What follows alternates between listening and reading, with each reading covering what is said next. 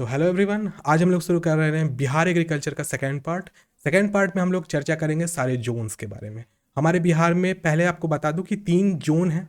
जो most fertile है वो जोन 1 और 2 है, और जो सबसे कम फर्टाइल है वो जोन 3 है। और जोन 3 को 2 पार्ट में डिवाइड किया गया है। एक है जोन 3 का ए और 3 का बी। 3 का ए जो जोन है वो मैक्सिमम फर्टाइल है थर्ड जोन में, और 3 का बी लीस्ट फर्टाइल है, जस्ट बिकॉज कि उधर रिवर्स की मात्रा कम है। तो चलिए हम लोग कंटेंट को देखते हैं। देखो, सबसे पहला हमारा है एग्रोक्लाइमेटिक जोन 1। टर्किश कलर का जो हमारा एरिया था, ये आप सामने देख रहे हैं, ये हमारा जोन 1 है। खुशबू, गुड इवनिंग। इस जोन में देखा जाए तो सबसे ज़्यादा फर्टिलिटी होती है। हम जो चीज़ भी पढ़ाते हैं बोथ इंग्लिश और हिंदी दोनों में रहती है, इसीलिए आप फिक्र नहीं कीजिएगा।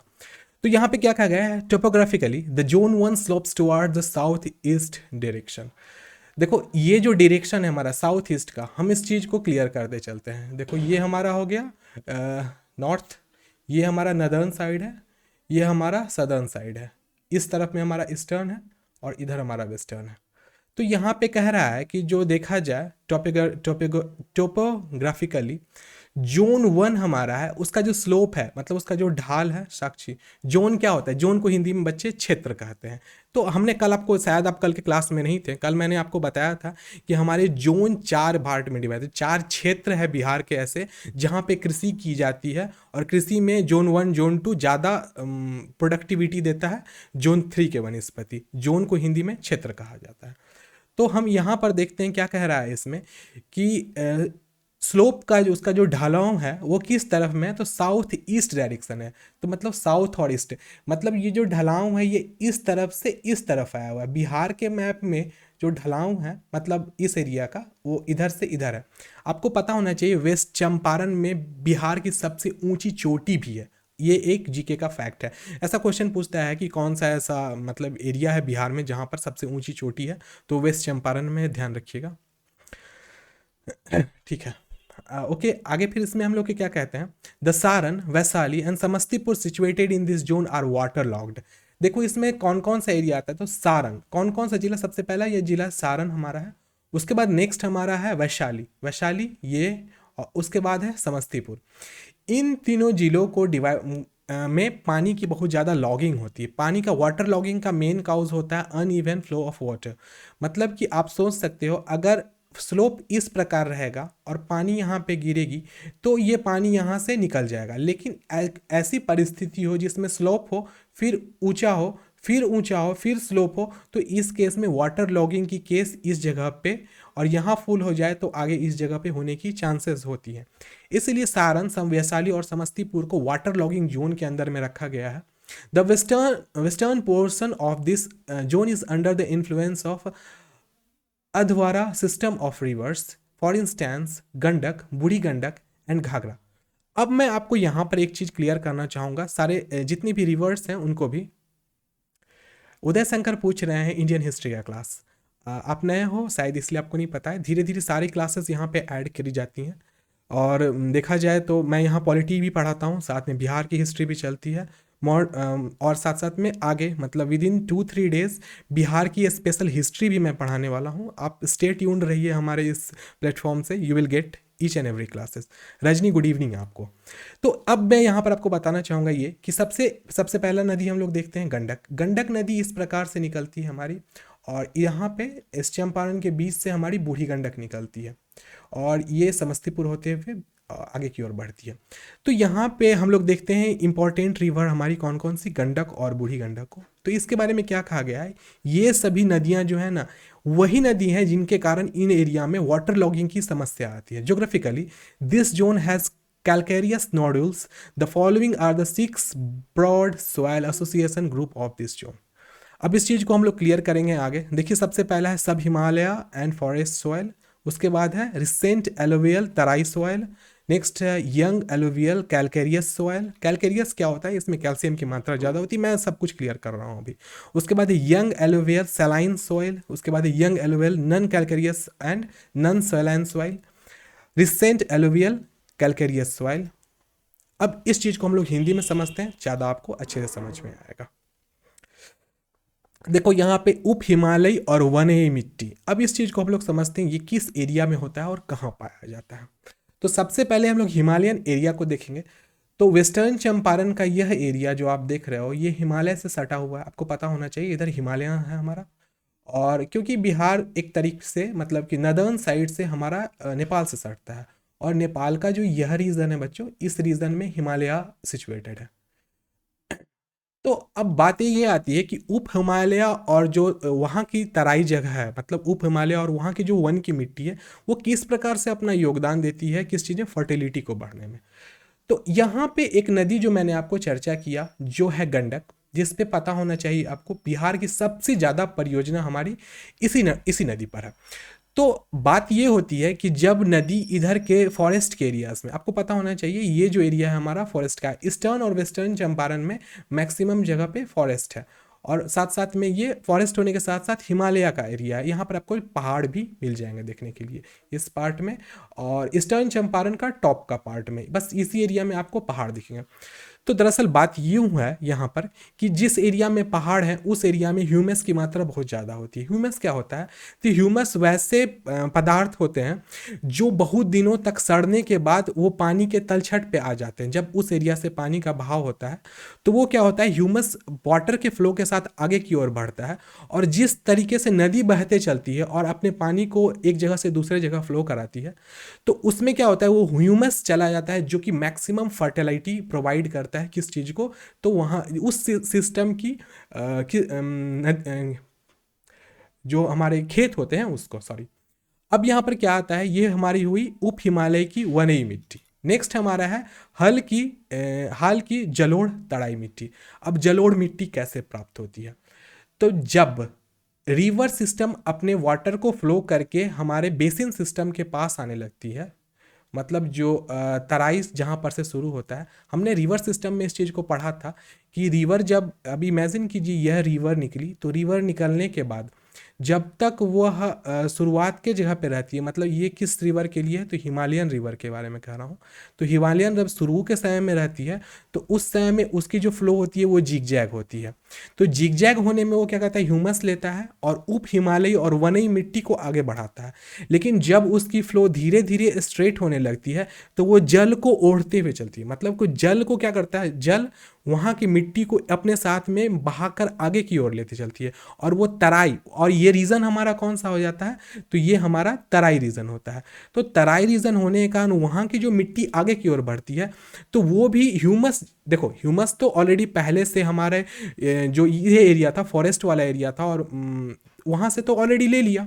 तो यहाँ पर का जो इस रीजन में, मतलब जो गोपालगंज हुआ, फिर ईस्टर्न चंपारण का निचला हिस्सा हुआ, सिवान, सारण, मुजफ्फरपुर, यहाँ तक आते आते मिट्टी की मात्रा ज़्यादा हो जाती है किसमें, रिवर में। तो उसी को जलोढ़ तराई मिट्टी कहते हैं। वैसे मैं आपको बता देना चाहता हूँ कि आप लोग देखे होंगे कि नदियाँ हमारे यहाँ जो बहती है, समस्तीपुर, मुजफ्फरपुर और साथ साथ बेगूसराय, यहाँ की मिट्टी आपको नदी ना साफ नहीं दिखेगी, वहाँ मिट्टी की मात्रा बहुत ज़्यादा दिखेगी, गंदी नदियाँ दिखेगी। लेकिन अगर वेस्ट चंपारण में आप जाइएगा तो वहाँ पे आपको नदी एकदम क्लीन दिखेगी। इवन उतना क्लीन नहीं रहता है लेकिन वहाँ की मिट्टी, वहाँ की पानी यहाँ के वनस्पत में ज़्यादा क्लीन रहती है। अब नेक्स्ट हमारी आते हैं युवा जलोढ़ चने की मिट्टी। अब ये चना मत लीजिए, ये जो है ना ये गलती से आ गया है, युवा जलोढ़ मिट्टी आप इसको समझिएगा। तो युवा मिट्टी जब धीरे धीरे वह तराई एरिया में आगे की ओर बढ़ती है, मतलब कहाँ, गंगा नदी में मिलने से पहले तक, तो वहाँ पे युवा मिट्टी मिलती है, लेकिन वो भी तराई मिट्टी ही होती है, तराई मिट्टी का एक पार्ट है। एक्चुअली जैसे जैसे रिवर आगे की ओर बढ़ती है तो वो अलग अलग जगह के मिट्टी को आपस में लेते चलती है। तो इसीलिए जैसे जैसे रिवर का फ्लो सिस्टम आगे बढ़ेगा वैसे वैसे फर्टिलिटी भी एक तरीके से बढ़ते जाती है। उसके बाद है नेक्स्ट युवा जलोढ़ खाड़ी लवणीय मिट्टी। देखिए लवणीय मिट्टी उस जगह पे आपको प्राप्त होगी जिस जगह पे आपको क्या मिलेगा, तो जिस, अंकिता कुछ कहना चाहती हैं तो आप कह सकती हैं, पूछिए। देखिए ओके, कोई इशू नहीं है। ओके, यहाँ पर क्या है, मैं इस चीज़ को बताना था। तो वो खारे लवणीय मिट्टी क्या थी, लवणीय मिट्टी वैसी मिट्टी को कहते हैं जिसमें लवण की मात्रा ज़्यादा होती है। तो जैसे ही सारण का एरिया आता है जहाँ पर नदी मिलने वाली रहती है किससे, तो हमारे main system river system Ganga से मिलने वाली थी, तो वहाँ पे आप लवणीय मिट्टी को भी देख सकते हैं। वैसे मैं और भी आपको कुछ बता देता हूँ, शुरुआत के भी टाइम में जहाँ पे जो माउंटेन का एरिया होता है, यहाँ से भी लवणीय मिट्टी आपको मिलने का चांसेस रहता है, ध्यान रखिएगा इसको। उसके बाद है युवा जलोढ़, गैर चट्टान युक्त गैर लवणीय मिट्टी। देखो ये सब जो पार्ट होगा गैर चट्टान युक्त और गैर लवणीय, यह बीच के पार्ट में मिलेगा। क्यों बीच के पार्ट में मिलेगा? क्योंकि चट्टान तो उस जगह पे मिलेगा जहाँ पे माउंटेन्स होंगे, और लवणीय उस जगह पे मिलेगा जहाँ पे रिवर सिस्टम मिलने जा रहा है किससे? तो गंगेज से। तो इस बात को भी आप लोग ध्यान में रखना कि ये गैर चट्टान युक्त और गैर लवणीय होगी वो सेंट्रल पार्ट है, मतलब बीच वाले पार्ट में ही अवेलेबल होगी इस प्रकार की मिट्टी। अब उसके बाद में हाल की जलोढ़ चने की मिट्टी। अब जलोढ़ मिट्टी इसको भी समझिएगा, ये किस तरह की, ये मिट्टी कहाँ पर आपको प्राप्त होगी? तो जो छोटे छोटे स्ट्रीम्स अलग अलग जगह से नदियों में आकर मिलते हैं बीच बीच में। देखो कोई भी नदी आगे बढ़ती है तो बीच बीच से भी छोटे मोटे ऐसे होते हैं कैस्केड्स, झरने होते हैं जो आसपास से मिलते हैं किसमें? रिवर सिस्टम में। तो वो भी इस चीज़ को, हाल की जलोढ़ मिट्टी को लाती है।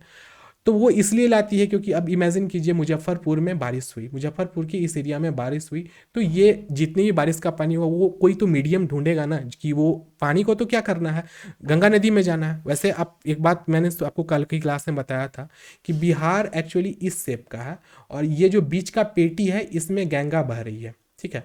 तो पानी अगर बारिश किधर भी हो, इधर हो नॉर्थ साइड में या साउथ साइड में हो, नॉर्थ मतलब ऊपर ये मैप के हिसाब से नॉर्थ इधर और साउथ इधर, ध्यान रखिएगा। तो बारिश किधर भी हो वो एक समय में अपने पानी को ला करके बीच में गंगा में ही मिलाएगी। तो अगर सब मुजफ्फरपुर में बारिश होती है तो क्या होगा, छोटी स्ट्रीम बनेगी और वो मिल जाएगी एक न एक टाइम जाकर के अपने पास की नदी से। तो जो छोटी मोटी स्ट्रीम्स होती हैं वो ही मतलब जो लेटेस्ट हाल की जलोढ़ मिट्टी होती है उसका फॉर्मेशन करती है। देखो हिंदी ट्रांसक्रिप्शन में हो सकता है थोड़ा सा प्रॉब्लम हो गया हो, इसको आप लोग कंप्रोमाइज़ कीजिएगा। चलिए नेक्स्ट हम लोग आते हैं जोन 2 के बारे में, एग्रोक्लाइमेटिक जोन 2। ये बहुत इंपॉर्टेंट जोन है क्योंकि इस जोन में हमारी बहती है कोसी नदी, और कोसी नदी समझिए तो एक प्रकार से पूरा तहस नहस कर देती है पूरे के पूरे इस एरिया को। लेकिन फिर भी कोई इशू नहीं बनता है क्योंकि कोसी नदी को थामने के लिए उस पर बहुत सारी परियोजनाओं को लाया जा रहा है। वो सब परियोजना भविष्य में एक दिन ठीक हो जाएंगी, और वो परियोजना जो इस एरिया में बाढ़ की समस्या है उसको भी ख़त्म कर देगी, इसका भी चांसेस है। लेकिन उसमें अभी 10 साल है क्योंकि परियोजना की अभी शुरुआत ही हुई है, बाद में देखेंगे क्या होता है। अब क्या कहते हैं, this agroclimatic zone is marked by alluvial plains. तो यहाँ पर क्या कहता है कि यह जो नदी है इसमें जलोढ़ मिट्टी भी आपको पाई जाती है, formed by the sediments carried by river namely Kosi, Ganga, Mahananda and it's tributaries. मतलब इस कृषि जलवायु क्षेत्र को कोसी, गंगा, महानंदा और इसकी सहायक नदियां जैसे तलछट द्वारा निर्मित जलोढ़ मैदानों द्वारा चिन्हित किया गया है। तो इधर में बहने वाली नदियां कौन कौन सी हैं, ध्यान रखिएगा। कोसी जो इधर बहुत हंगामा करती है, साथ में बीच में इस एरिया से हमारी बहती है गंगा, वो मतलब यहाँ पे इस वाले पार्ट से हमारी गंगा बहती है। आप सुपौल ये सब जो एरिया देखोगे यहाँ से कोसी बहती है इस एरिया में।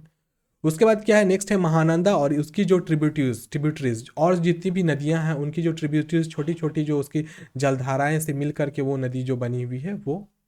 अब वो क्या करती है कि also this region is marked by flood caused by Kosi river. और इस एरिया में जो सबसे ज़्यादा बाढ़ लाने की समस्या जो पैदा करती है वो कौन सी नदी करती है? तो वो हमारी कोसी नदी करती है। टोपोग्राफिकली मतलब स्थलाकृति के हिसाब से देखा जाए तो the general slope of this phloem is toward south east. अब इसका भी फ्लो किस तरफ है? साउथ और ईस्ट के तरफ में है। ईस्ट हो गया इधर और साउथ हो गया हमारा इधर। तो ये इसका पोजीशन है ढलाव किस प्रकार से, मतलब कि सुपौल ऊंचा है खगड़िया के वनिस्पत में, तो ढलाव किधर से किधर गया हुआ है? तो इस साइड से इस साइड। वैसे आप इस चीज़ को ध्यान में रखिएगा कि नदर्न बिहार जो है वो ढला हुआ है, वो झुका हुआ है किसके तरफ में? नॉर्थ साइड से साउथ साइड में, क्योंकि नदर्न साइड में हमारा क्या हिमालय आता है, और सदर्न साइड जैसे जैसे आता है तो सदर्न साइड जैसे जैसे हम लोग क्लोज आएंगे तो बंगाल की खाड़ी आने लगती है। तो इसीलिए जो स्लोप है मतलब जो ढलाव है वो सबसे पश्चिम, अगर पूरब में देखा जाए तो हमारा कौन सा, तो चंपारण, कौन सा? पूर्वी चंपारण। और इस साइड में खगड़िया, मतलब आप इधर देखोगे तो इधर चंपारण और इस साइड में खगड़िया। तो चंपारण से खगड़िया तक का जो मतलब ढलाव है वो इस प्रकार से है। ऐसा मत समझना कि बिहार है तो इधर से ऐसे ढलाव है, मतलब नॉर्थ और साउथ बिहार में ढलाव इस प्रकार से नहीं है, बल्कि इस प्रकार से थोड़ा सा झुका हुआ।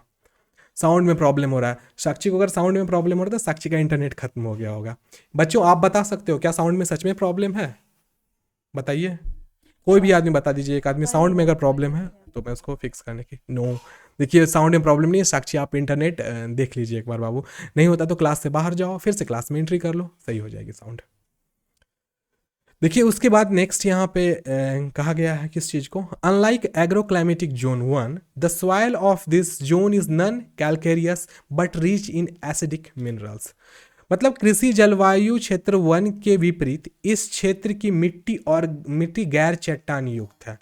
अब यहाँ पर क्या है कि देखो मैंने बताया था जोन 1 में कैलकेरियस है, वहाँ पे कैल्शियम बहुत ज़्यादा, कैल्शियम फॉस्फेट्स वगैरह बहुत ज़्यादा मिलते हैं जस्ट बिकॉज ऑफ माउंटेन, पहाड़ के कारण ही ऐसा होता है। लेकिन ये रेंज में देखा जाए तो यहाँ की मिट्टियाँ अम्लीय खनिजों से परिपूर्ण है, भरा हुआ है। अब कहते हैं the salinity and alkalinity are most in Saharsa and western part of Purnia and Katihar district. अब देखते हैं कौन कौन सा वेस्टर्न पार्ट, यहाँ पे एक और चीज़ मेंशन किया गया, ध्यान रखिएगा। तो सैलिनिटी का अर्थ होता है आपका क्षारीय लवणता, और अल्कलिनिटी इसका मतलब होता है अल्कलाइन होना, मतलब थोड़ा सा क्षारीय होना, ठीक है। लवणता और मतलब सॉरी क्षारीयता कहाँ कहाँ ज़्यादा है, तो सबसे ज़्यादा आपको सहरसा में, सहरसा आप देख सकते हो यहाँ पे सहरसा है, तो यहाँ पे बहुत ज़्यादा आपको मिलेगी। उसके बाद western part of Purnia, Purnia का वेस्टर्न पार्ट मतलब ये वाला एरिया, ध्यान रखिएगा ये एरिया पूर्णिया का वेस्टर्न पार्ट है, क्योंकि हम लोग यहाँ से आधा डिवाइड कर सकते हैं। अब पूरा का पूरा मधेपुरा तो होगा ही सलाइन, ध्यान रखिएगा इस चीज़ में। और कटिहार डिस्ट्रिक्ट का भी ये जो एरिया आप देख रहे हो, आप इस एरिया को देखिएगा, ये एरिया सलाइन बहुत ज़्यादा होगा। तो सलाइन कहाँ कहाँ है, जैसे मतलब कि लवणता और क्षारीयता आपको इस एरिया में बहुत ज़्यादा प्राप्त होगी। और वैसे भी यही एरिया है जहाँ पर से हमारी कोसी नदी बहती है, ध्यान रखिएगा इसमें। The following are the 3 broad soil association group in the zone. और इस क्षेत्र के 3 व्यापक मृदा संघ समूह निम्नलिखित हैं। अब कौन कौन से मृदा समूह हैं उनको हम लोग आगे की स्लाइड में देखते हैं। देखो इसमें कौन कौन सा है हम लोग जोन 3 में आए हैं। अब जोन 3 में हम लोग किन किन चीज़ों को देखेंगे कि यहाँ पर जोन 3 कैसे इंपॉर्टेंट है, और यहाँ की फर्टिलिटी रेट इन कंपैरिजन हमारे किस नॉर्थ बिहार से किस प्रकार से ज़्यादा है। तो हम लोग देखेंगे ये जो पार्ट हमारा है, ये पार्ट हमारा गंगा रिवर का फ्लो का पार्ट है, ध्यान रखिएगा। एक्चुअली जोन के हिसाब से ही डिवाइड कर दिया गया है किस चीज़ को, गंगा के फ्लो को बिहार के नदर्न और सदर्न पार्ट से, ध्यान रखना है इस चीज़ को। हम इस तरफ में हमारा नॉर्थ बिहार है बच्चों, और इस पार्ट में हमारा हो गया साउथ बिहार। हम लोग इसी चीज़ को यहाँ पर समझने वाले हैं। तो यहाँ पे क्या है, the plains of this soil have alluvial and red and yellow soil formed by river Ganga and those flowing in the south having this region in छोटा नागपुर प्लेट्यू। तो छोटा नागपुर प्लेट्यू किधर, ये पार्ट हमारा छोटा नागपुर प्लेट्यू का है, आपको पता होना चाहिए। देखो लंबा सा एरिया है जो छोटा नागपुर प्लेट्यू का है, ध्यान रखना। This zone 3 is marked by backwater known as tal land extended from Buxar to Bhagalpur. अब हम लोग देखते हैं बक्सर से लेके भागलपुर के बीच में यह जोन पाया जाता है, जोन 3। और locally they tal are known as diara lands. आप लोग दियारा जानते हो, जैसे कि ऐसा एरिया जो कि खुला खुला दूर दूर तक, आप लोग कभी आप लोग गांव वगैरह में गए होंगे बच्चे तो देखते होंगे आप लोग कि आप लोग 10 किलोमीटर 15 किलोमीटर दूर तक एक घर नहीं दिखेगा, पूरा का पूरा एकदम समतल भूमि दिखेगी जिस पर खेती कर, उसी को दियारा कहा जाता है। और वहीं पर आसपास आपको ताल लैंड्स मिलेंगे जहां पर आपको छोटे छोटे तालाब होते हैं जिसका इस्तेमाल पानी पटाने के लिए किया जाता है। तो ये सब जो एरिया है, क्योंकि ये इधर जो बहने वाली जितनी नदियां हैं बच्चों याद रखना, ये सब नदी उतनी ज़्यादा पानी नहीं लाती है, क्योंकि पाठारी नदी की एक कंडीशन होती है कि जब पाठारी प्रदेश में पानी बरसेगा तभी उन नदियों में पानी आएगा, और अगर बाई द वे उस एरिया में पानी नहीं आ रहा है तो उसके पीछे वर्षा न होने का कारण है। तो वर्षा नहीं होगा तो फिर फर्टिलिटी कैसे आएगी खेत की, तो खेत को कहीं से तो पानी देना पड़ेगा, नलकूप डालना पड़ेगा, नहीं तो दिया मतलब जो ताल होते हैं ताल खुदवाना पड़ेगा। तो एक्चुअली बात क्या है ना, रोहतास कैमूर औरंगाबाद और गया का कुछ प्रांत में देखा जाए तो आपको ताल ऐसे ही मिल जाएंगे, नेचुरल ताल्स हैं, उनको बनाने की ज़रूरत नहीं पड़ी है। और वो सालों साल से हैं, जब से बिहार का अपने अवस्था मतलब स्थिति में भी नहीं, बिहार था भी नहीं उस समय से वहाँ पे वो ताल वगैरह हैं और अभी तक सूखे नहीं है, बिकॉज वो सब ह्यूमन मेड नहीं है, गॉड मेड है। तो प्रकृति ने जिस चीज़ को बनाया है वो तो लंबे समय तक रहेगा ही रहेगा जब तक उसको डिस्टर्ब नहीं किया जाता।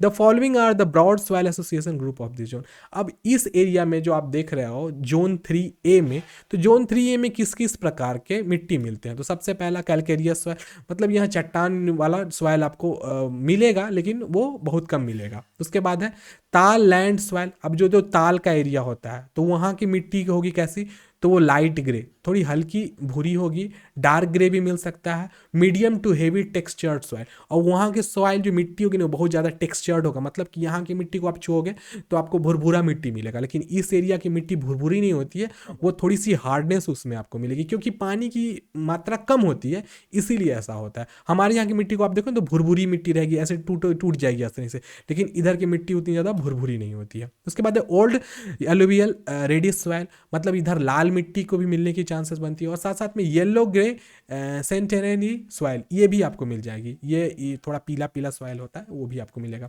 वैसे मैं बता देता हूँ पीली सॉइल किधर मिलती है।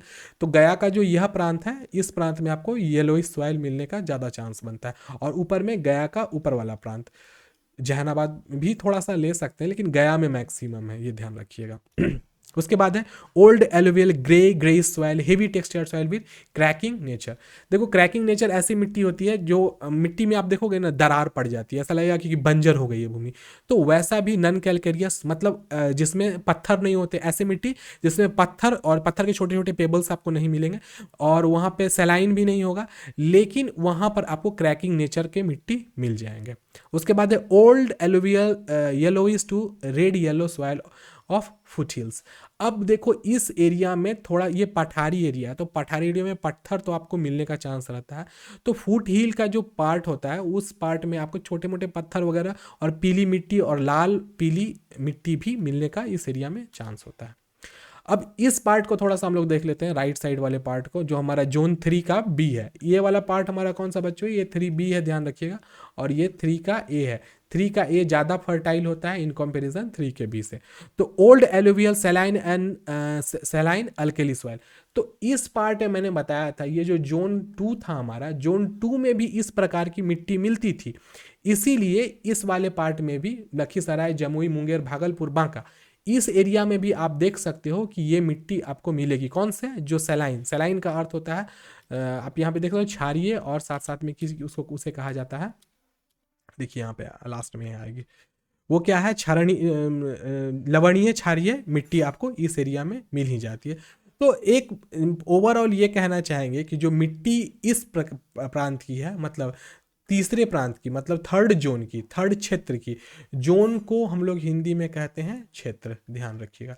तो ये जो तीसरा वाला जोन है हमारा बच्चों, इस जोन में जितनी भी मिट्टी मिलेगी वो या तो ब्राउनिश मिलेगी, या तो आपको लाल मिट्टी मिलेगी, या पीली मिट्टी मिलेगी, या स्लेटी कलर की मिट्टी मिलेगी। लेकिन हमारे तरफ की मिट्टी सिर्फ एक कलर की मैक्सिमम होती है, वो स्लेटी मिट्टी होती है, ध्यान रखिएगा। स्लेट जैसा होता है उसी मिट्टी होती है, क्योंकि हमारा जो एरिया है वो किस तरफ का है, तो हमारा एरिया है बच्चों हिमालयन एरिया है, और इस तरीके में इस तरफ में आपको लवणीय ज़्यादा मिल सकती है, पीली मिट्टी, ये सब आपके उसके कंडीशन है। आप इस चीज़ को आगे भी हम लोग इस चीज़ को अच्छे से समझने वाले हैं। Land use pattern at the district level, मतलब जिला स्तर पर भूमि उपयोग का क्या पैटर्न है, हम इस चीज को इस वाले पाई चार्ट से समझते हैं।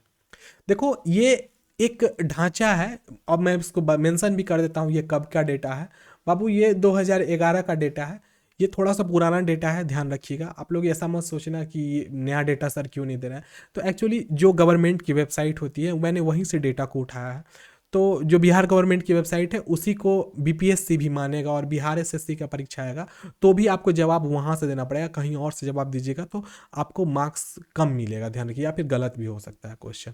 तो ये डेटा 2011 का पुराना डेटा है, लेकिन फिर भी हमको यही पढ़ना है। अगर 2021 में सेंसस होता तो नया डेटा हम लोग पढ़ते, लेकिन अभी सेंसस नहीं हुआ है, कोविड के कारण ही ये समस्या आ रही है। देखो सबसे पहला है कल्चरेबल वेस्ट, जो लैंड हमारे यहाँ है उसमें वेस्ट लैंड 0.5% है, ध्यान रखिएगा। वेस्ट लैंड किस लैंड को कहते हैं? देखो ऐसा खेत जिस पे न खेती की जा सकती है, न उस पे घर बनाया जा सकते हैं, न उस पे कल कारखाने लगाए जा सकते हैं, न ही वहाँ से किसी प्रकार का लोगों को फायदा हो सकता है, तो वैसे को कल्चरेबल वेस्ट कहा जाता है, वेस्ट लैंड कहा जाता है। दूसरा है uncultivable land excluding follow land. मतलब क्या? ऐसे लैंड जिस पे हम कल्टीवेशन नहीं कर सकते हैं। हो सकता है कुछ ऐसा लैंड होता है जो गवर्नमेंट के अंतर्गत आता है, जैसे कि हमारा, आप देख सकते हो कोई भी आप गांव वगैरह जाओगे, शहर जाओगे, तो वहाँ पे कुछ ऐसे लैंड होते हैं जो कि ऐसे परती पड़े हुए थे, इसको परती भूमि भी कहा जाता है, जहाँ पे कोई आदमी अपना मवेशी तक चराने नहीं जाता है, वो ऐसे ही पड़ा हुआ रहता है। आप 10 साल से देखोगे वो ज़मीन का कोई मालिक भी नहीं है, क्योंकि गवर्नमेंट के अंडरटेकिंग होता है। और जो गवर्नमेंट के अंडरटेकिंग रहेगा और साथ में अगर लड़ाई वगैरह वाला ज़मीन है जिस पे केस वगैरह गवर्नमेंट पे पब्लिक ने कर दिया है, तो वो न गवर्नमेंट का रहता है न पब्लिक का होता है, तो वैसे ही पड़ा पड़ा हुआ रहता है, उसको परती लैंड कहा जाता है। तो वो कितने परसेंट है? 2.8% है, आप देख सकते हो, ये वाला परती लैंड है। उसके बाद है फॉरेस्ट। बिहार में फॉरेस्ट बहुत कम है बच्चों, याद रखिएगा। इसी को जो बिहार की परियोजना ये 2.0 वाली बिहार को डेवलप करने का, उसमें कहा गया है इसको बढ़ा करके 18% तक करना है। तो बिहार में फॉरेस्ट कितना है? 6% है। वो भी 6% फॉरेस्ट कौन किस एरिया में है? तो जोन 3B में। जोन 3B आप लोग समझ रहे होंगे कौन सा एरिया? तो नीचे वाला एरिया जो बिहार का, हमारा जो मैप है बिहार, जो ये है बिहार हमारा, तो बिहार का जो मैंने ये जो बांटा था, ये जोन 1 था, ये जोन 2 था, ये हमारा 3 का A और ये 3 का B। तो ये वाला जो B एरिया है, तो यहीं पर आपको फॉरेस्ट मिलेंगे बिहार में, और फॉरेस्ट कहीं नहीं। हाँ, जोन 1 में जो ये पार्ट है हमारा चंपारण का, पूर्वी चंपारण, तो यहाँ पे आपको फॉरेस्ट मिल सकते हैं। फिर इधर किशनगंज का एरिया है, तो यहाँ पर आपको थोड़ा बहुत फॉरेस्ट मिल सकता है, लेकिन वो फॉरेस्ट मत बोलिए बाबू, उसको उसको हम लोग देखो यहाँ पे चाय की खेती होती है, तो हम उसको जंगल नहीं बोल सकते। जंगली एरिया इधर ही है, और ये वाला जो 3B है जोन, इसमें आपको जंगल मिलेगा। और कुछ एरिया इधर का 3 का ही एरिया है, 3B का, इधर में आपको जंगल मिल सकता है। उसका तो फैलो लैंड। फैलो लैंड ऐसे लैंड होते हैं जिसका इस्तेमाल हम लोग खेती के लिए, रहने के लिए और साथ साथ में अन्य काम के लिए करते हैं, तो वो 11.1% है। Land not available for cultivation. देखो फैलो लैंड में याद रखिएगा, लोग घर ही बना के मैक्सिमम रहते हैं, छोटा मोटा खेत होता है आसपास में, वो उसको आप लोग खेती करने का, वास्तविक खेती करने का भूमि नहीं कह सकते हो। उसके बाद है 23% land not available for cultivation. देखो जैसे कि अगर कहीं पे स्टेशन है, वो जगह कहीं बस स्टैंड है, समाहरणालय है, पब्लिक मीटिंग के लिए बिल्डिंग्स बनाए गए हैं, डीएम का ऑफिस है, साथ साथ में कोई ऑडिटोरियम वगैरह या खेल का मैदान है, तो वो सब 23% भूमि है हमारे बिहार की जो अवेलेबल है ही नहीं कल्टीवेशन के। लोग भी वहाँ नहीं रहते हैं, बल्कि वो पब्लिक नहीं, गवर्नमेंट की प्रॉपर्टी है। सबसे इंपॉर्टेंट पॉइंट हमें ये जानना है कि बिहार में खेती सोइंग करने का मतलब जहाँ पे हम लोग खेती बाड़ी कर सकते हैं वो 56% एरिया है, ध्यान रखिएगा। और देखा जाए 2001 और 2011 के बीच में ये 3% घट गया है, ध्यान रखना है इसको। पहले 53% हुआ करता था, लेकिन 2011 के सेंसस में देखा गया है कि ये घट करके हमारा 59% हुआ करता था, ये घट करके कितना चला है हमारा 56% आ गया, मतलब 3% का डिक्रीजमेंट हुआ है 11 साल में। लेकिन बिहार सरकार का एक मानना था कि वो 2011 से 2021 वाली जो होगी जनगणना उसमें इसको 56% से घटने नहीं देंगे। अब क्या होता है, वो सेंसस होता तभी हमें पता चलता। अब हम लोग आगे देखते हैं। The district such as Kaimur, Jamui, western Champaran, Gaya, Rohtas, Nawada together accountable for total of 5.06 lakh hectare of forest, more than 80% of the total forest area in Bihar. मैंने आपको बताया ना कि कौन कौन सा एरिया, तो जोन 3 का बी का ही एरिया का ये सब है, कैमूर, जमुई, वेस्ट चंपारण, गया। तो आप इन सभी में देख सकते हो 5.0 लाख हेक्टेयर जो वन क्षेत्र है वो है। और पूरे बिहार का 80% जो हमारा वनीय क्षेत्र है यही एरिया में पाया जाता है, अन्य एरिया में नहीं है। बचे हुए कुछ एरिया जैसे कि नॉर्थ चंपारण और साउथ चंपारण, उत्तर और पूर्वी, नॉर्थ और साउथ चंपारण कर रहे हैं, पूर्वी और पश्चिमी जो चंपारण है बच्चों, वहीं पर आपको मिलेगा क्या, तो वन मिलेगा।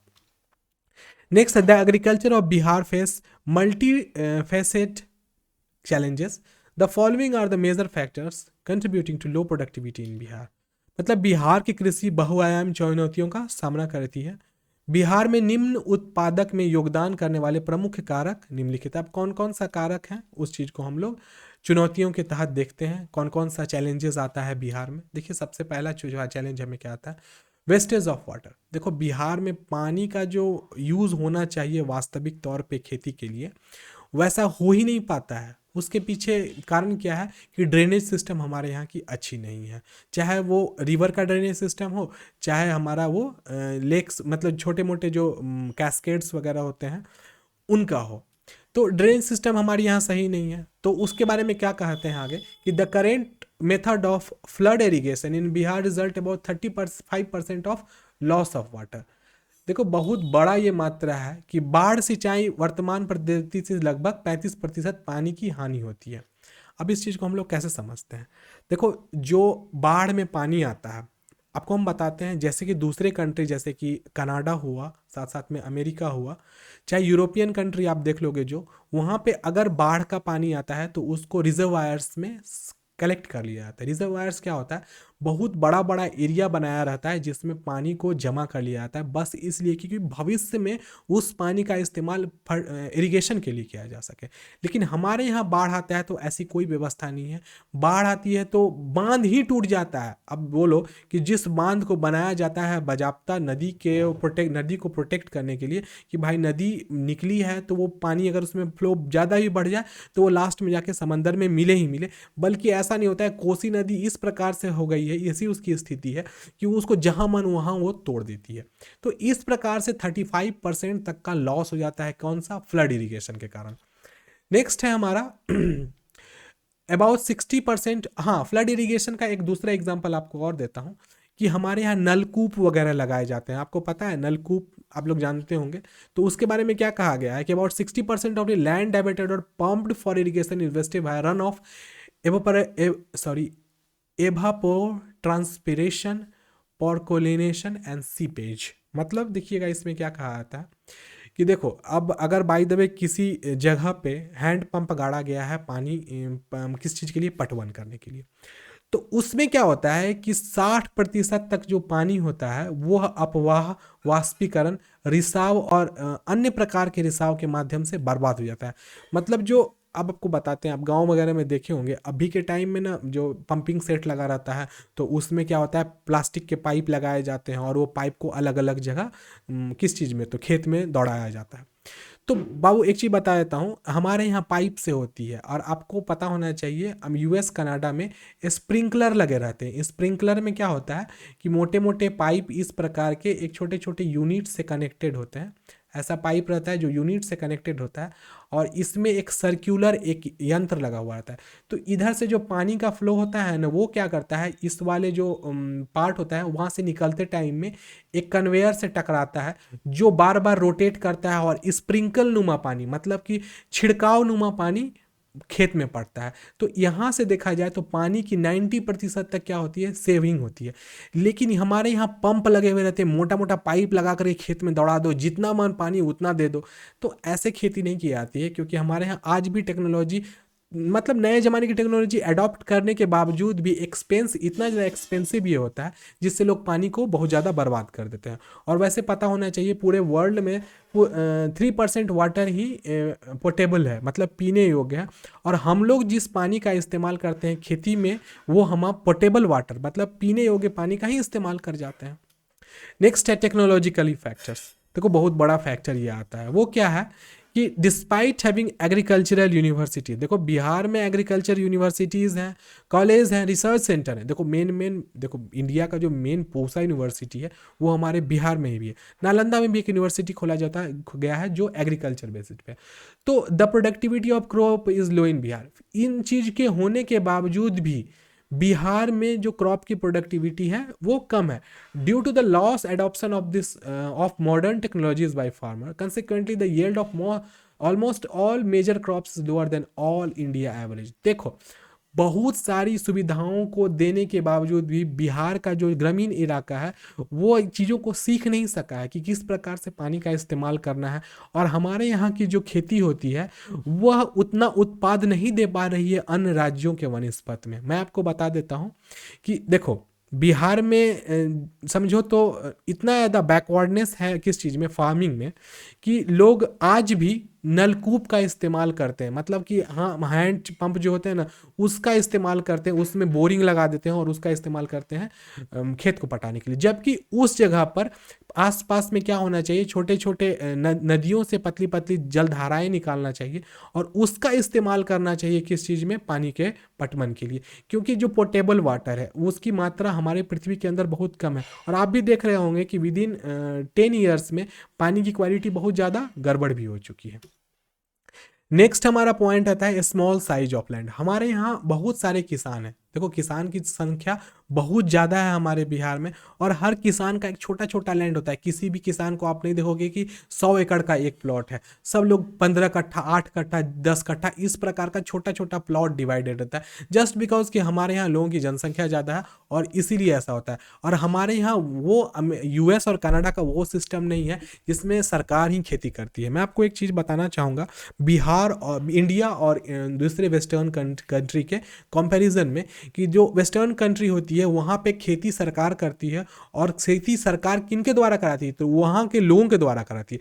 लेकिन हमारे यहाँ की खेती क्या होती है, लोगों के ऊपर डिपेंड करती है। आप देखे होंगे एक ही खेत में आप देखोगे कि आलू भी बोया हुआ है और उसी खेत में आपको मिल जाएगा मक्का भी बोया हुआ। तो ये क्या कंडीशन है कि आप देख रहे हो 2 आदमी का प्लॉट है, एक 10 कट्ठे का, एक 15 कट्ठे का, तो एक बगल में उपजाए हुए हैं तेलहन और उसके बगल में एक आदमी दलहन उपजाए हुए। तो अरे भाई, दाल उपजा रहे हो, तेल उपजा रहे हो, ये किस प्रकार की खेती कर रहे हो यार? कुछ तो आप अपने हिसाब का करो। तो अब इस चीज़ को देख करके क्या किया है कि पंजाब और हरियाणा की सरकार क्या की है कि वो जो खेती कराती है तो लंबे दूरी तक, अगर गेहूं लगा है तो सिर्फ आपको गेहूं ही लगा हुआ मिलेगा। बीच में ऐसा नहीं कि कोई मक्का बो दिया है। अगर गन्ना लगा हुआ तो पूरा का पूरा आपको गन्ना ही लगा हुआ मिलेगा।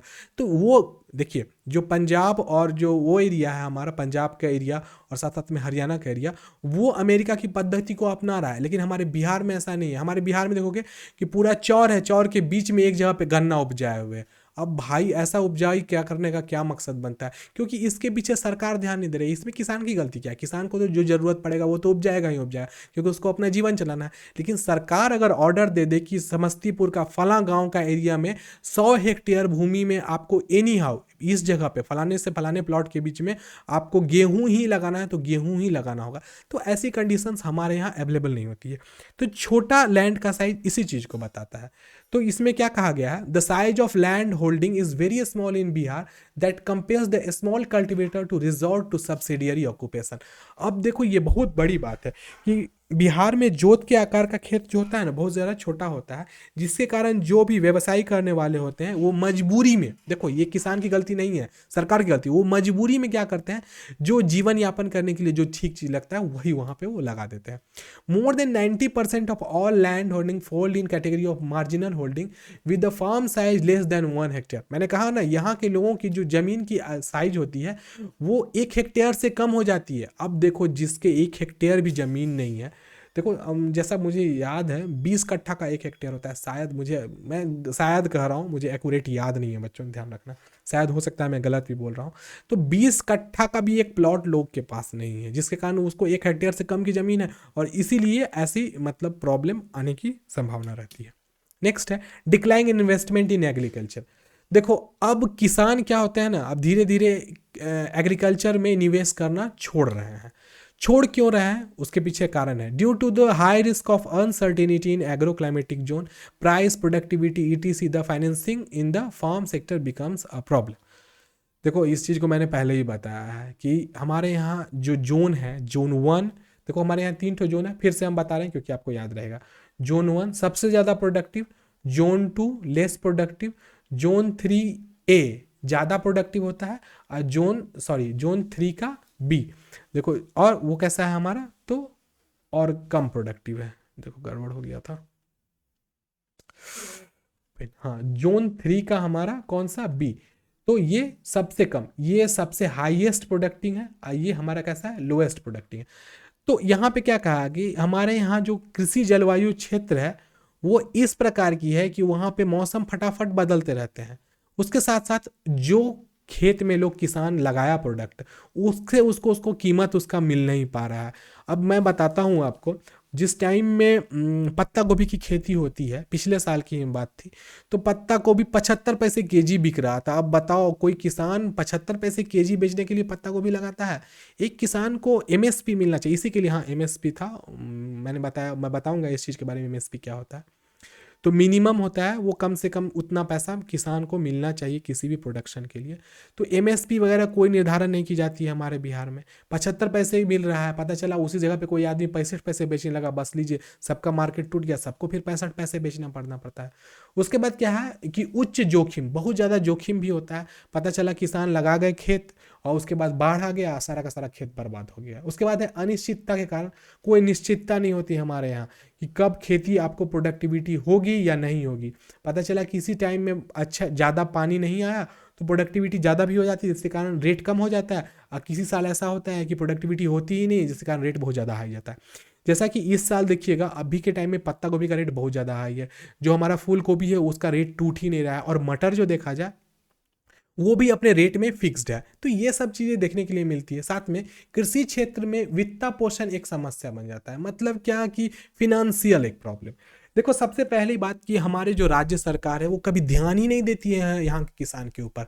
अब कोई किसान चाहेगा कि समय पे उसको फर्टिलाइजर्स, मतलब जो होते हैं यूरिया, डीएपी, फॉस्फेट्स अवेलेबल करा दिया जाए, तो भाई किस सरकार ध्यान ही नहीं दे रही है। हमारे यहाँ के जो मिनिस्टर होते हैं, खाद्य मंत्री वाले, खाद्य मंत्रालय वाले, वो लोग ध्यान ही नहीं देते, वो लोग सारा पैसा अपने पास लाते हैं। साथ में कभी कभार ऐसा देखा गया है कि यूरिया का शॉर्टेज हो जाता है, जिसके कारण किसान को ब्लैक में यूरिया खरीदना पड़ता है। तो ये सब समस्या हमारे यहाँ की आती है, जिसके कारण कृषि में लोग क्या कर रहे हैं, निवेश कम कर रहे हैं। किसान लोग कृषि पे ध्यान ही नहीं दे रहे हैं, वो जो मन होता है वो लगा लेते हैं, अपने लिए यूज़ करते हैं। और साथ साथ में अनइवन फार्मिंग होती है यहाँ पे। दूसरा आता है the slow pace implementation of Kisan credit card. देखो सबसे बड़ी बात होती है किसान क्रेडिट कार्ड का धीमी गति से कार्यान्वित होना, और साथ साथ में small farmers to highly dependent on non institutional credit score. और उस केस में क्या होता है, देखो अभी एक बहुत बड़ी समस्या देखने में आई है कि जो किसान वगैरह होते हैं उनको किसान क्रेडिट कार्ड नहीं दिया जाता है। किसान क्रेडिट कार्ड के बारे में आपको समझाता हूँ वो क्या होता है। उसमें एक प्रकार का इंश्योरेंस भी होता है आपके खेती पर। जैसे कि कोई किसान है, वो 10 हजार रुपये का लोन लेता है सरकार से, कि बोलता है मैं मक्के की खेती करूंगा, और क्या होता है गलती से उस साल टेम्परेचर बहुत ज़्यादा गिर जाता है और मक्के का खेती ठीक से नहीं हो पाता है, तो उस 10 हजार में से हो सकता है पूरे का पूरा 10 हजार उस किसान क्रेडिट कार्ड के हेल्प से उसकी माफ़ भी हो जाए। लेकिन ऐसा नहीं होता है, क्योंकि किसान क्रेडिट कार्ड किसानों को मिल ही नहीं रहा है जो उनको मिलना चाहिए। अब किसान क्रेडिट कार्ड मिल भी गया तो 5 हजार रुपया लिमिट है। अब 5 हजार रुपया लिमिट में तो सिर्फ खाद भी नहीं आएगा एक किसान के लिए। तो ये सब समस्या देखने के लिए जाती है। तो उस केस में प्राइवेट फॉर्म्स, प्राइवेट बैंक होते हैं, उसके किसान क्रेडिट कार्ड को उनको लेना पड़ता है, जिसके कारण अगर बाय द वे जो हमारा खेती है वो बर्बाद होती है तो पूरा का पूरा बर्डन किसान के ऊपर चला जाता है, और इस केस में किसान क्या होते हैं, टूट जाते हैं। अब सोचो 100 रुपया उन्होंने बैंक से लोन लिया था, और पता चल रहा है क्या कि जो उन्होंने खेती किया, और जब लास्ट में उन्होंने अपनी पूरी मेहनत वगैरह लगा के देखा कितने रुपए का फ़ायदा हो रहा है, तो उसे फ़ायदा हो रहा है 100, टोटल 100 रुपया लगा है और 130 रुपया खेत से आ रहा है। अब बताओ कोई आदमी 30% के बिजनेस के लिए खेती करेगा? कभी नहीं। कम से कम देखो फार्मिंग में जो प्रोडक्शन के हिसाब से प्रॉफिट होना चाहिए वो 40% से लेकर के 50% का प्रॉफिट होना चाहिए। इसको सरकार भी इस नियम को बना के रखी हुई है। लेकिन देख सरकार को पता है कि बिहार एक्चुअली जो हमारा प्रदेश है, यहाँ पे बहुत ज़्यादा प्रॉब्लम आती है, नेचुरल क्लाइमिटीज़ आती है, साथ साथ में तूफान आ जाता है जब होता है, साथ साथ में बाढ़ आ जाता है। तो इसके कारण हमारे यहाँ किसान क्रेडिट कार्ड को भी ठीक से नहीं दिया जाता है, क्योंकि सरकार को पता है अगर यहाँ किसान क्रेडिट कार्ड दिया जाएगा तो हम लॉस में ही रहेंगे। तो कोई भी सरकार ऐसा नहीं चाहती है। ये भी एक कारण है किसान क्रेडिट कार्ड का अवेलेबल न होना यहाँ के किसान के लिए। नेक्स्ट आता है हमारा बच्चों, the money lenders demand exorbitant interest rate and farmer get trap to huge डेप्ट साइकिल। मैं आपको बताता हूँ, आप लोग अपने अगर गांव वगैरह में रहते होंगे तो आपने देखा होगा कि अगर मैं आपको एक उदाहरण के तौर पे बताता हूँ, मैंने इस चीज़ को देखा कि जो भी किसान वगैरह होते हैं, आप अपने गांव में देखिएगा कि किसान कोई साहूकार है तो उससे जाता है, बोलता है 10 हजार रुपया दे दो। तो हमारे यहाँ का जो सिस्टम है वो बहुत ख़राब है। हर मंथ उसको 10 हजार का 1 हजार रुपया देना पड़ता है।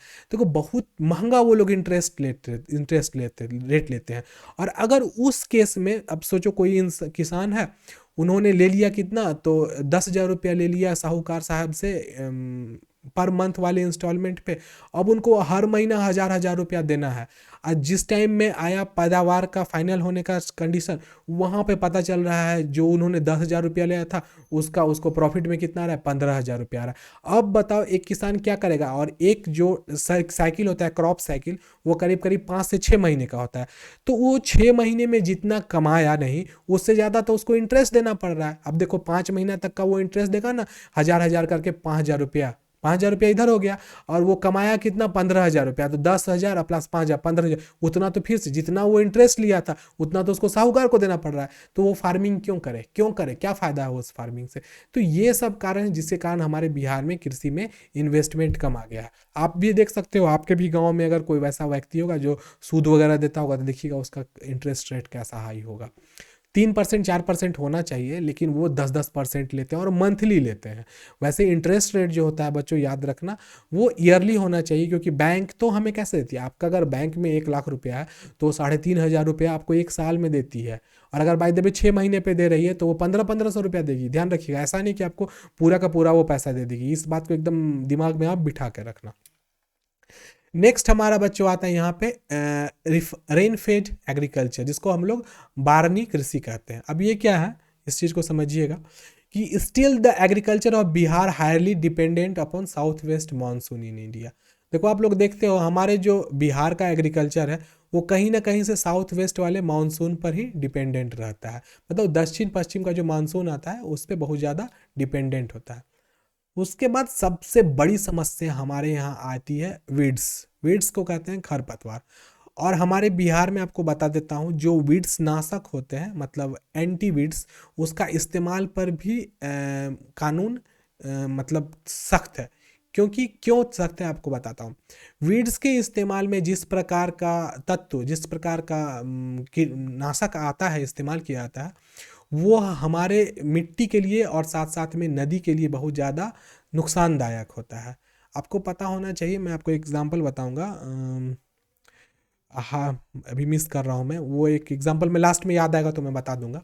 एक्चुअली वीड्स क्या, वीड्स आप लोग जानते हो, आप लोग देख रहे हो यहाँ पे राइट साइड में इस किसान के हाथ में ऐसे चीज़ें जो खेत में हमारे उग जाते हैं, जो बेमतलब की चीज़ होते हैं, हमें ज़रूरत नहीं भी होती है फिर भी वो उग जाते हैं खेत में। और एक तरीके से देखा जाए, हम यूरिया नाइट्रोजन फॉस्फेट जो खेत में डालते हैं, तो जो खेत के पेड़ को, जो हम पेड़ लगा रहे हैं, सोइंग कर रहे हैं, उसको मिलना चाहिए, उसके बजाबता में इन सब पेड़ को वो बहुत ज़्यादा मिल जाता है, जिसके कारण ये पौधे तो बढ़ के बड़े हो जाते हैं, लेकिन हमारा जो मेन क्रॉप होता है वो नहीं हो सकता है।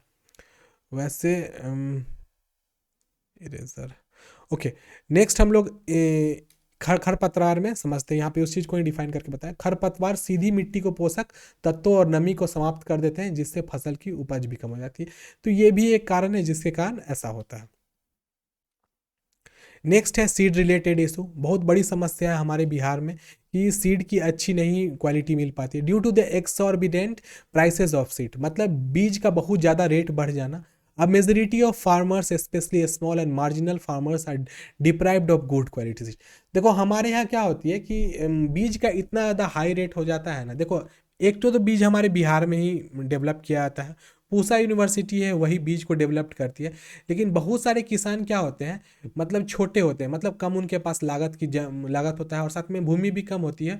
तो इसीलिए वो अच्छी गुणवत्ता वाले बीज से भी दूर रह जाते हैं, उनको अच्छा गुणवत्ता का बीज नहीं मिल सकता है। दूसरा, due to the stable price of urea and increase of price of potash and phosphorus, farmers use more urea than potash and phosphorus. देखो यूरिया का रेट को हमेशा स्थिर रखा जाता है, ठीक है, ध्यान रखिएगा। यूरिया एक्चुअली बनाया जाता है, बाई प्रोडक्ट है, पेट्रोलियम का बाई प्रोडक्ट है, याद रखना इस चीज़ को।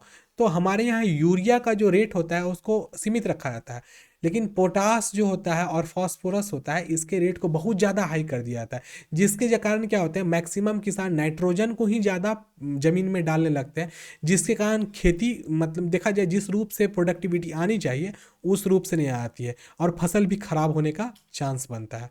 आप लोग देख सकते हो यहाँ पर अच्छे क्वालिटी आप देख सकते हो। ये जो गेहूँ बच्चों आप देख रहे हो, ये हाई यील्ड का गेहूँ है। मैंने इंटरनेट से जान के एक अच्छा क्वालिटी का गेहूँ का फोटो लाया था, जिसको कि देख के आप समझ सकते हो। तो आप देख सको गेहूँ का जो शेप होना चाहिए था, इंटरनेट की प्रॉब्लम के कारण शायद साउंड आपको ठीक से नहीं जा रही होगी। देखिएगा गेहूं का जितने भी बलियां होता है उसका शेप आपको हमेशा ओवेट रहना चाहिए, ध्यान रखना है इस चीज़ को। उसका जो शेप होना चाहिए हमेशा ओवेट फॉर्म का होना चाहिए। हमारे यहाँ का गेहूं का जो होता है ना, ऐसा कंडीशन होता है, मतलब वो पतले हो जाते हैं, जिसके कारण ये लो फर्टिलिटी का एक एग्जाम्पल होता है। और ये वाला हाई फर्टिलिटी का, तो यहाँ पे जितने भी गेहूं को आप देख रहे होंगे ये हाई फर्टिलिटी के गेहूं हैं। फिर साथ साथ में एक बात यहाँ पर आ जाती है क्या, कि मार्केटिंग और प्रोसेसिंग। अब हाई क्वालिटी के गेहूं को तो हम यहाँ पर क्या कर रहे हैं, येल्ड कर रहे हैं, हम उपजा लिए, लेकिन हमारे पास मार्केटिंग अच्छा से नहीं हो पा रहा है। मार्केटिंग मतलब जो गेहूं हमारे पास आया उसको बिकना भी तो चाहिए मार्केट में, तो वो मार्केट में बिक नहीं पाता है। इसीलिए भी हमारे यहाँ के लोग, किसान जो लोग जो होते हैं, वो ध्यान नहीं दे रहे हैं किस चीज़ पर, फार्मिंग के ऊपर में।